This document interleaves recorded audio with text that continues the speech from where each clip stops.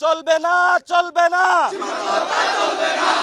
ভারত থেকে কোনো পুশিন বাংলাদেশে চলবে না। স্বরাষ্ট্রমন্ত্রী যে বক্তব্যটা দিয়েছেন, এই বক্তব্যটা হলো সর্বমিথ্যা একটা বক্তব্য।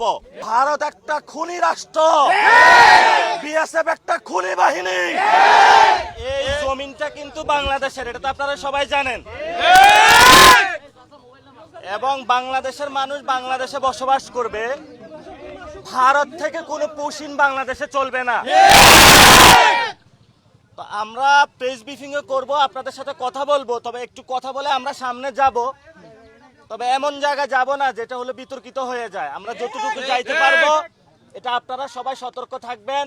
সাংবাদিক ভাইরা আমাদেরকে বলবে যে আমরা একটু পর্যন্ত যেতে পারবো।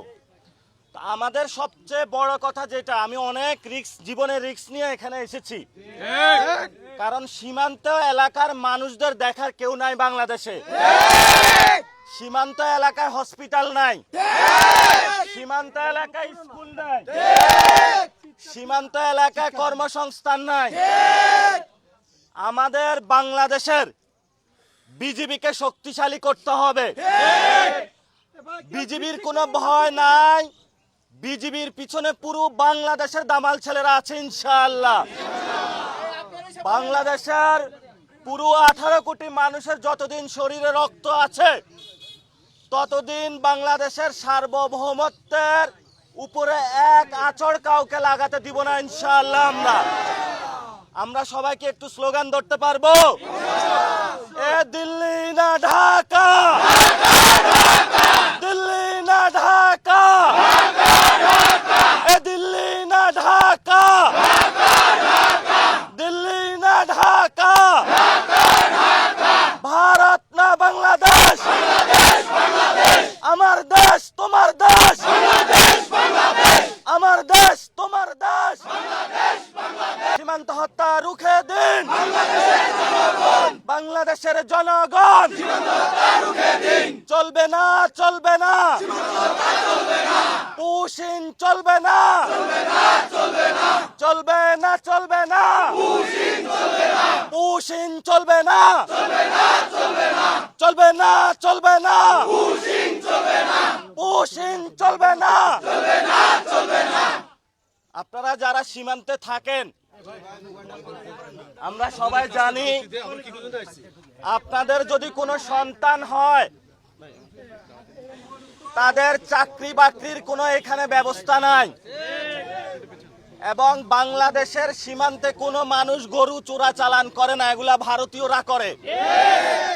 যারা বাংলাদেশকে মানুষকে এই ধরনের অপবাদ দিতে চায়, ওরা ভারতীয় বয়ান দিচ্ছে আমাদেরকে।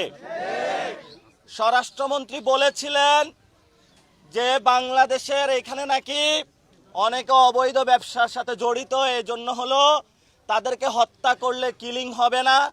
আমরা বলবো, স্বরাষ্ট্রমন্ত্রী যে বক্তব্যটা দিয়েছেন, এই বক্তব্যটা হলো সর্বমিথ্যা একটা বক্তব্য।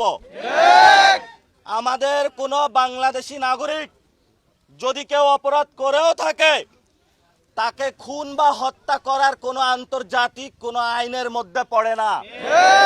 তাকে গ্রেপ্তার করা হবে, পুলিশে দেওয়া হবে, থানায় যাবে, বিচারালয়ে যাবে, সে কি অপরাধী নাকি নিরপরাধী, তারপরে হলো তার বিচার হবে। আপনি বিচার ছাড়াই যখন বাংলাদেশিদেরকে সীমান্তে ধরে ধরে হত্যা করেন, তাহলে সার্বভৌমত্ব বলে আছে যে কিছু, এটা বাংলাদেশের মানুষ আর আপনাদের ফাঁকা বুলি এখন আর বিশ্বাস করে না। এই জন্য আমরা বলবো, আমরা যারা বাংলাদেশের মানুষ আছি, রক্ত দিয়ে হলো বাংলাদেশের সীমান্ত রক্ষা করব। সবাই রাজি আছে?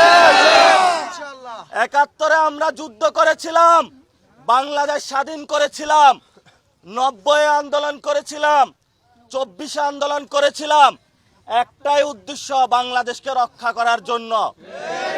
সীমান্ত আপনারা যারা আছেন, আমাদের কোনো দল নাই এখানে, কে এনসিপি, কে বিএনপি, কে জামাত, এটা দেখার প্রয়োজন নাই। আমাদের একটাই দল, সেটা হলো আমরা সবাই মিলে বাংলাদেশ। দল মত নির্বিশেষে বাংলাদেশের সীমান্তকে রক্ষা করতে হবে। সীমান্তে কোনো ভারতীয় পুশিন চলবে না। বিজিবিকে শক্তিশালী করতে হবে এবং সীমান্তে কোনো হত্যাকাণ্ড চলবে না। আমরা সরকারকে অনুরোধ করব, সীমান্তে যতগুলা খুন হয়েছে ভারত সরকার করেছে, খুনি সন্ত্রাসী বাহিনী বিএসএফ করেছে, সরকারকে বলবো আন্তর্জাতিক আদালতে যাওয়ার জন্য। ভারতকে হলো আন্তর্জাতিক আদালতের কাঠগড়ায় দাঁড় করানোর জন্য যে তুমি বাংলাদেশি নাগরিকদেরকে কেন খুন করেছ। ভারত একটা খুনি রাষ্ট্র, বিএসএফ একটা খুনি বাহিনী। এই খুনি বাহিনী থেকে, খুনি রাষ্ট্র থেকে বাংলাদেশের নাগরিকদেরকে রক্ষা করতে হবে। এই জন্য আমাদের বাংলাদেশের যারা সেনাবাহিনী রয়েছে, বিজিবি রয়েছে, ভালো পুলিশ অফিসার যারা রয়েছে, তাদেরকে আমাদের শক্তিশালী করতে হবে। নগদ নিয়ে এলো হার না মানা হার অফার। সর্বনিম্ন 10,000 টাকা রেমিটেন্স নগদে পাঠালে থাকছে স্বর্ণের হার জেতার সুযোগ।